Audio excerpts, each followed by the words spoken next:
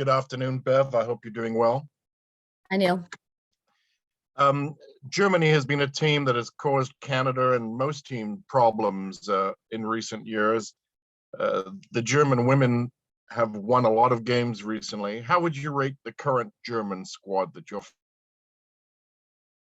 Yeah, I think obviously they've got some faces missing, but I think just watching them, they're what Germany are. I think they're a powerhouse. They've got athletes and they can play quickly.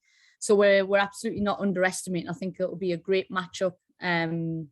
Yeah, I think they're a top team. You look at Schüller, she's had 10 goals in the last 10 games. Like there's some threats there that we're aware of. But, I also think that we're a team that, we're hungry, we want to push forward. So I think it should be a great matchup there. Just a quick follow-up, if I may. Jade Riviera limped off the last game. What is her status? Yeah, Jade's fine. To be honest, I was going to sub Jade just before she sort of went down, so it matched the subs plan in many ways. But no, she was fine today and was training. Thank you. Thank you, Derek. Go ahead, please. That's good to see you.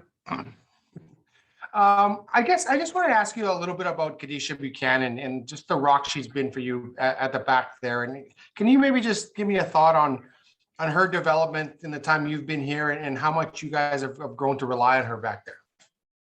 Yeah, I think Kadeisha, to be honest, really allows fullbacks to do what they need to do. If I'm playing alongside Kadeisha, I know I've got great cover in the channel. They can release me, I can join in, because she's just got that ability to sniff danger, to defend, loves to defend, which I think, to be honest, in the modern day is quite rare to get. But Kadeisha relishes a really big challenge. And then you go and add on the ball, she's deceptive at times. You get a little bit worried on the sideline, but not because of her ability, just she's risky. She tries things, and I love that about her. I love her confidence, and I think that the rest of the group breed off that confidence. So yeah, Kadeisha's a top world-class defender, and we're lucky to have her. Been part of this program for so long.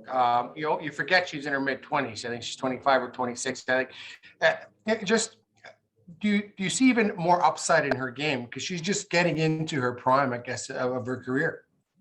Yeah, absolutely. I think, we had recently actually an individual development plan meeting with Kadeisha, and we sort of compared her to the best centre-backs in the world, where she was, married up with them in some little gaps that we'd identified, and she has took that straight on board, already seen that in the first game. So yeah, hungry, wants to get better. And like I say, I think that's the exciting thing for me when I look at this group.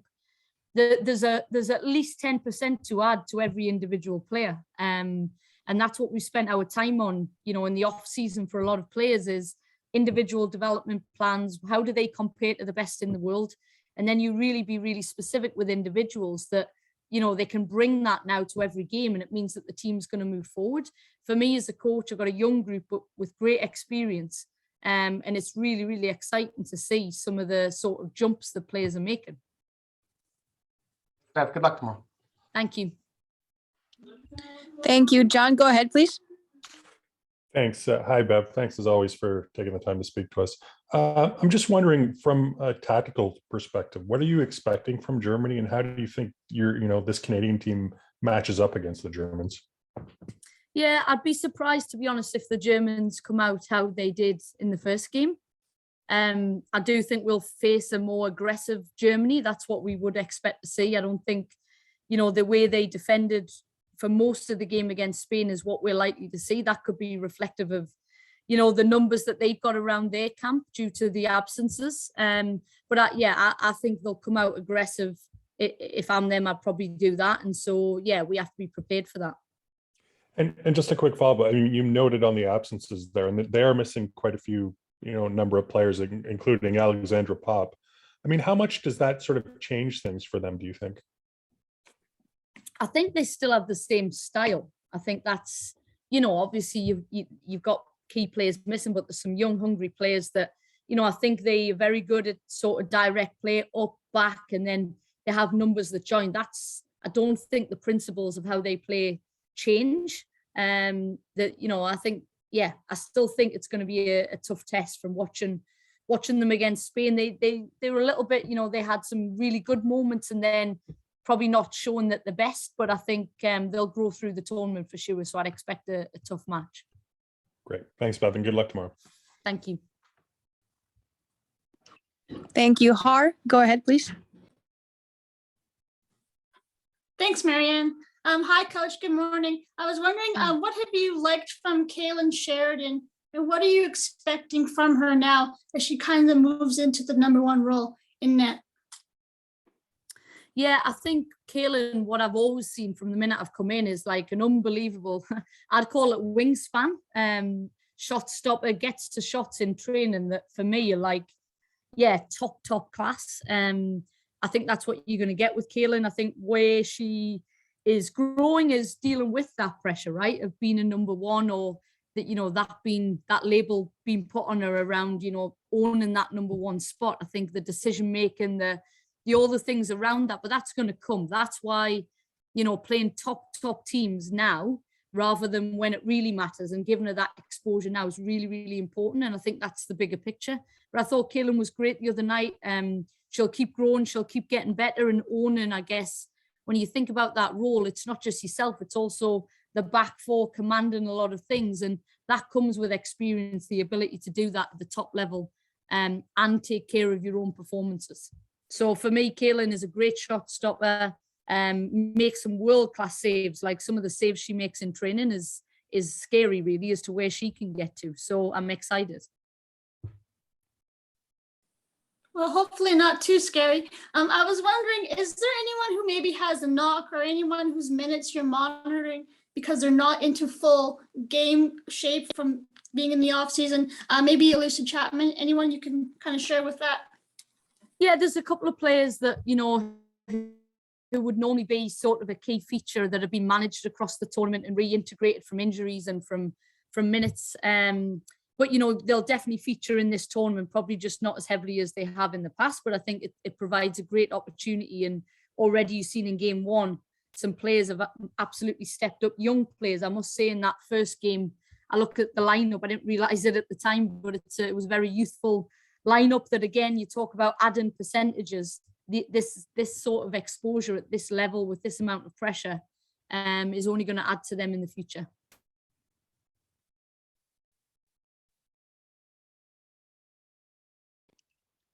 Thank you. Radha, please go ahead. Thank you. Good evening, Bev. Thank you for taking the time out. You mentioned that you expect Germany to be more attacking than their previous game. I wanted to understand, what is your approach then to the game, given the fact that you are also rotating players within their preseason, but also want to put up a show and match that attacking Germany that might come out?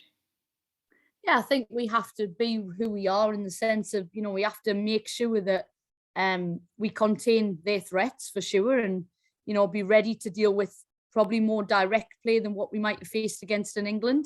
And then for us, I think, you actually can see how you can hurt Germany. If we bring who we are when we're at our best, which I think, second half of that England game, we looked a lot more what I would like us to look like going forward.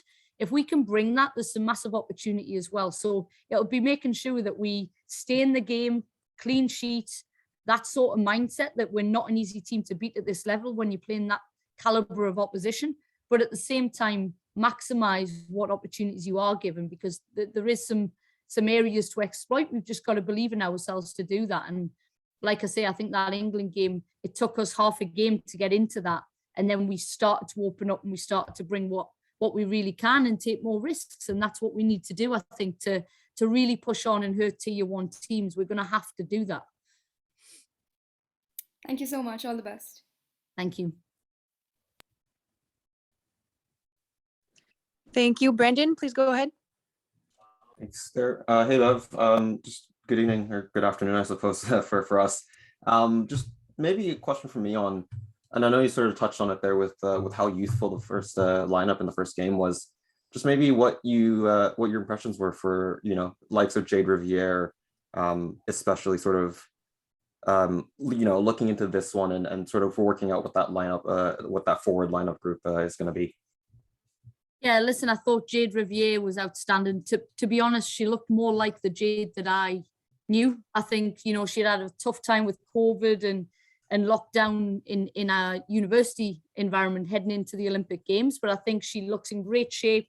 Lauren Hemp, you know, you'd argue is one of the best wingers in the world at the moment. And I thought, you know, at times it was tough for Jade, but she absolutely contained her as much as probably you'd expect any player to do that at that level. So yeah, Jade I thought was outstanding. And again, you talk about areas to grow. Again, has taken on board everything we've sort of asked very, very quickly. But I think going in this next game, it's about balancing across 90 minutes. So if you look, you know, your Adrienne Leon's, your Christine Sinclair's, we're missing some depth in that forward line. And so for us, it's about making sure we can win a game across 90 minutes rather than, you know, let's say putting everything out at the get-go and then you get to 60 minutes and you want to know that we've always been known in my time to really change a game with substitutes and get after it. And in many ways, sometimes finish stronger because of what the game's given you. I think I have to balance this next game, trying to do that freshness, bring and see some new faces within the game. That'll be the plan, you know, hopefully if it goes to plan. Thanks for that answer. And just maybe a quick follow-up from me as well on Jade specifically. Apparently, and this is just based off of, you know, reports on Twitter, but during yesterday's match, during the broadcast, Chelsea coach Emma Hayes was very, very high in her praise for Jade Riviere yesterday. Just maybe what your opinions on her club career after her time at Michigan ends. Just maybe your thoughts on that as well. Yeah, I think, listen, Jade, there's a lot of interest in Jade, and not surprised really. You look at the athleticism, like her acceleration off the mark is unbelievable. She can attack, which is what you've seen, and she absolutely, I would say, is up there in terms of defending. Like when you look at the statistics to the world best fullback, she's right up there. I think for Jade, you know, our feet are on the ground. We've had conversations about where Jade can go to make sure that she plays consistently. I think what we've learned with young players who have a lot of talent, they need to play. They're young players, they love the game. I think the worst thing a young player can do is go and sit on a bench for years gone by. So I think that's going to be the balance for young players who do get picked up. But I've been not surprised at all if top teams are looking at Jade, because she can only get better. You know, if you look, and this is very much a starting point, you can't imagine where that player can go. Appreciate all the answers, Bev, and good luck tomorrow. Thank you. Thank you. We have time for one more question. Sandra, please go ahead. Thanks so much.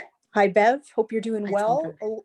A lot of interest here in Alberta about Tanya Boychuk. I'm just wondering if you could maybe tell us a little bit about her, what you've seen in her first few training sessions as a member of the senior team, and what are your hopes for her? Yeah, Tanya is exactly what I remember at youth level, incredibly hungry, can be dangerous, you know, in terms of like aerially, 1v1s, that sort of thing. I think what it always takes with any new player, particularly when they are coming out of NCAA, is getting up to speed with the tempo and the level of play. And I think that's the training sessions that you get. But when you're in a tournament setting, it's not like we're in a 10-day camp with 2 games. It's back to back to back. And so for Tanya, it's trying to get to grips with the way we play, the role that she can play, either wide or in the number 9 role. But, you know, she's come in and hasn't disappointed me at all. I can see she's got a great future ahead of her. And, you know, who knows, in this tournament, she might, you know, she might play a part. But incredibly hungry, feet on the ground, lovely girl. And will definitely play for Canada in the future. Wonderful. Best of luck, Bev. Thank you.